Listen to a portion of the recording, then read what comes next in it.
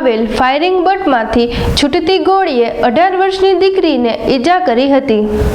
સિહોરના ટાણા road ઉપર આવેલ firing બટમાંથી છૂટતી ગોળી 18 વર્ષની દીકરીને ઈજા કરી હતી, જેમાં સિહોર તાલુકાના સાગવાડી ગામની ઘટના।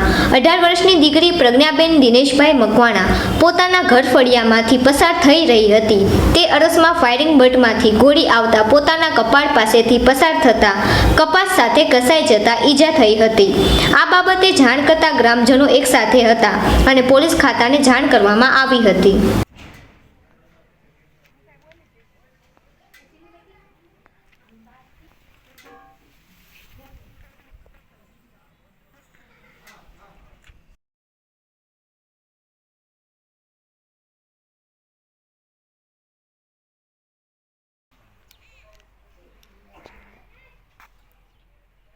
મારું ગામ સાગવાડી છે। અહીંયા અવારનવાર એમ કામ કરતા હોય તો ગોળીઓ આવે, નાના નાના બાળકો રમતા હોય તો મારે શું કરવું, વાગી જાય તો શિહોર અહીંયા ફાયરિંગ કરે ને બોર્ડમાંથી એમાંથી આવે છે। અહીંયા અમારા ઘરે માથામાં વાગી છે। હું ઘરે કામ કરતી હતી અને દુકાને ચાલતી ત્યારે ગોળી વાગી। અવારનવાર આવ્યા કરે। મારા ભાઈનો છોકરો મારી હારે હતો। મારું નામ નીતિનભાઈ બચ્ચુભાઈ સરવૈયા, ગામ છાગવાડી। આજ રોજ તારીખ 6/12/2023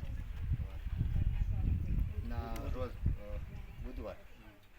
બુધવારના લગભગ 11:15ની આસપાસ બાજુમાં 300 મીટરની રેન્જમાં ફાયરિંગ બર્ડ આવેલું છે। ત્યાંથી વારંવાર આવી રીતના અમારે ગોળીઓ કે વાડીઓની અંદર આવે છે।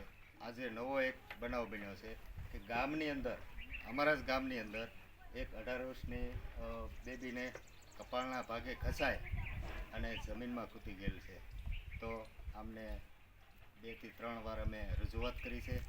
તો પોલીસ કર્મી અથવા જે એમના લાગતા ઓળખતા જે કાંઈ અધિકારીઓ હોય એને વહેલી તકે આમનો કાંઈ નિર્ણય આવે એવું અમારી રજૂઆત છે અને અમારી અરજી છે કે અમારે ગામ લોકોને સુરક્ષા મળે અને જે કાંઈ અધિકારી હોય એ આમાં ધ્યાન આપે।